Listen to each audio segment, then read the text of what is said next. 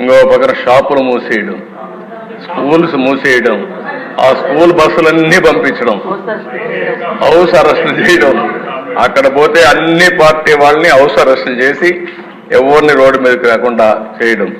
ఏం పర్వాలేదు, నా మీద ఒక రాయి వేసినా భరించడానికి సిద్ధంగా ఉన్నా.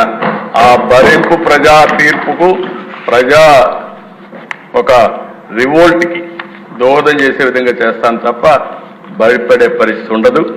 కాబట్టి ఎవ్వరు కూడా అలాంటి చేయొద్దని చెప్పి కోరుతున్నా. మా ఎమ్మెల్యే చెప్పిన దిశ అది ఏంటో ఆశ్చర్యం నాకు అది అర్థం కాదు. ఎందుకు ఆ పైశాచిక ఆనందం కూడా నాకు అర్థం కాదు. హెలికాప్టర్ పైన పోతుంది, రోడ్డు అంతా బంద్, అంటే చెట్లు నరికేయడం, అంటే పైన పోయి హెలికాప్టర్ కూడా చెట్లు అడ్డం వచ్చాయి. ఆ దిశ చాలా జరిగాయి.